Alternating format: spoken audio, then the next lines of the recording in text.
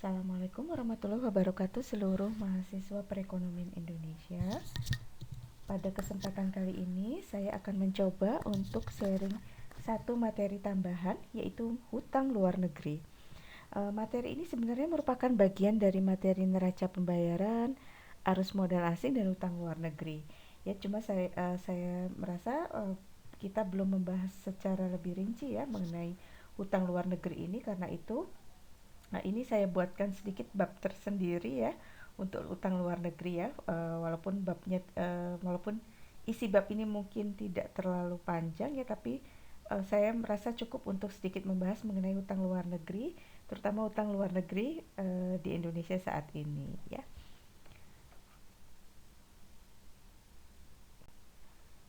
Oke, seperti yang teman-teman ketahui, negara kita yaitu negara Indonesia tidak lepas juga ya dari yang namanya hutang luar negeri atau pinjaman luar negeri ya. Kita sering sekali melihat ya, atau mendengar mungkin mengenai beberapa pihak yang memberikan bantuan dana kepada Indonesia, yaitu dalam bentuk pinjaman ya atau dalam bentuk hutang. Nah, karena itu kita akan coba mengulas sih sebenarnya hutang ini bagaimana ya, hutang luar negeri, terutama hutang luar negeri Indonesia itu seperti apa ya, lalu sebenarnya untuk apa sih pemerintah kita ya itu mengadakan pinjaman ya atau utang luar negeri. Nah, ya.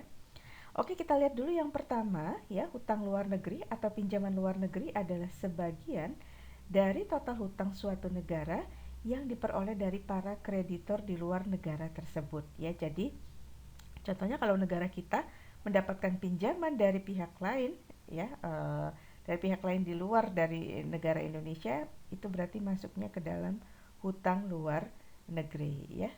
Seperti itu teman-teman semua ya. Nah, di sini mungkin dari gambar ini sedikit kita bisa lihat ya, ada posisi hutang luar negeri Indonesia ya. Ini sumbernya Bank Indonesia. Ini sih sebenarnya saya ambil dari internet ya, dari website internet. Mungkin nanti teman-teman juga bisa searching ya. Di sini ada hutangnya, ada swasta dan ada hutang pemerintah dan ada total ya.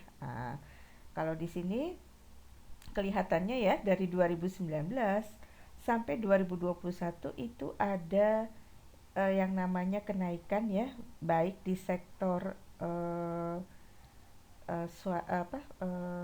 terutama ini di sektor swasta maupun pemerintah ya. Nah, kalau di sektor swasta ini ada kenaikan di 2019 sampai 2020, namun terjadi penurunan ya, ada sedikit penurunan.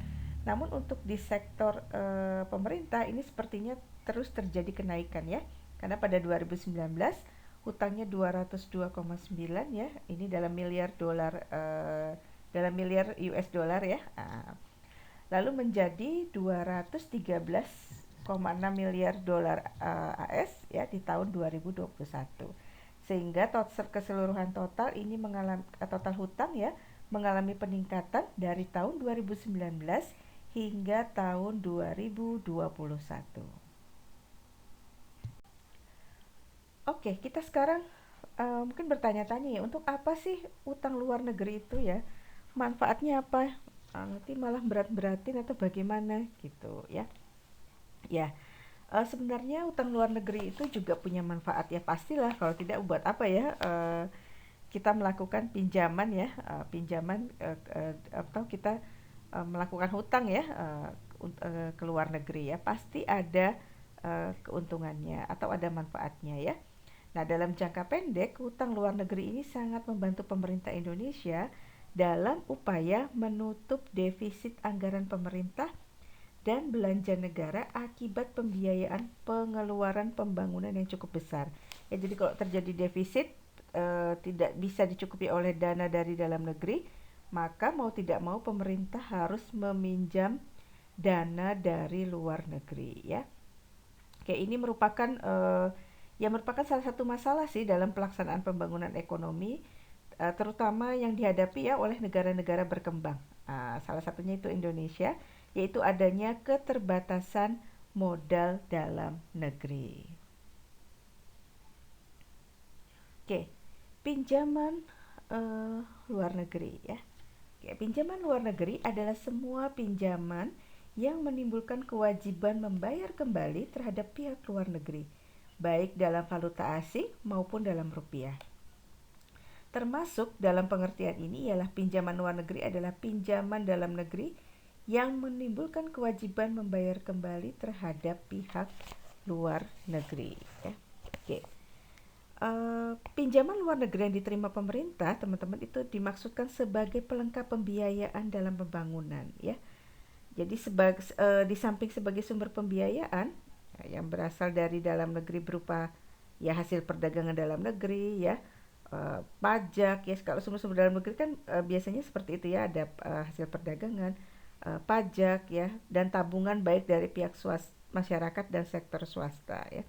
Nah, sebagai pelengkapnya, ya, kalau ini mungkin kurang, ya, maka ada yang namanya pinjaman luar negeri, ya, seperti itu.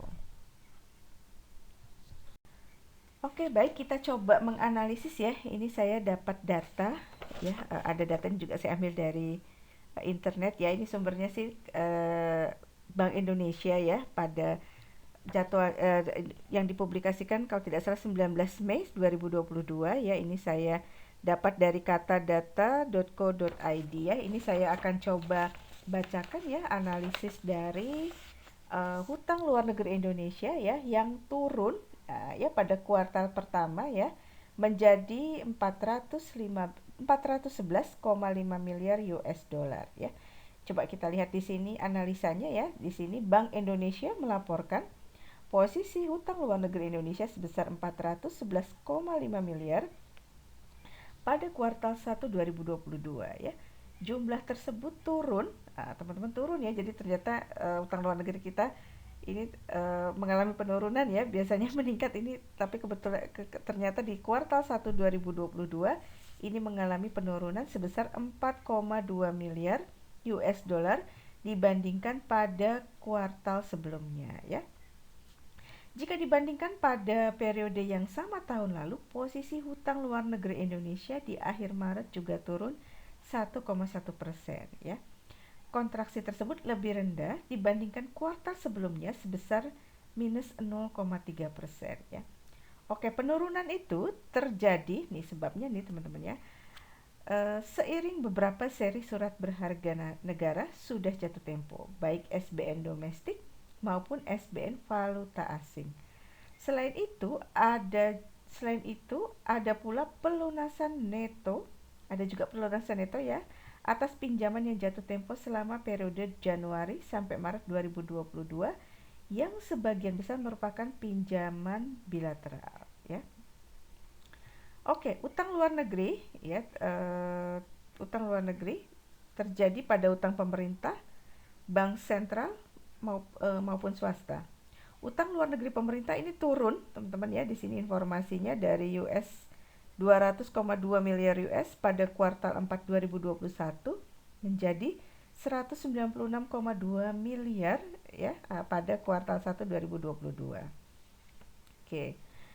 Hutang swasta juga turun, teman-teman semua, ya, dari US 206,5 miliar menjadi 206,4 miliar. Ya, jadi kalau kita simpulkan di sini, ya, memang terjadi penurunan, ya, baik dari hutang pemerintah, ya, maupun dari hutang swasta. Data ini mungkin menjadi sedikit lebih baik, ya, dan berbeda dengan tadi data pertama yang kita lihat dari tahun 2019 sampai 2021 itu terlalu terjadi kenaikan hutang, ya, di negara kita, ya, baik itu hutangnya, terutama hutang pemerintah, ya. Kalau hutang swasta itu sudah ada penurunan dari 2020 sampai di 2020 ke 2021. Namun hutang pemerintah masih tetap mengalami sedikit kenaikan setiap tahunnya, ya. Dan ternyata di tahun 2022 mengalami penurunan di kuartal yang pertama, ya. Baik, teman-teman semua, demikianlah sedikit tambahan materi dari saya. Mudah-mudahan bisa dipahami. Yang paling penting adalah di sini teman-teman semua bisa tahu, ya, kenapa kita melakukan hutang luar negeri, manfaatnya apa untuk negara kita, serta kondisi hutang luar negeri kita saat ini. Demikian materi dari saya. Wassalamualaikum warahmatullahi wabarakatuh.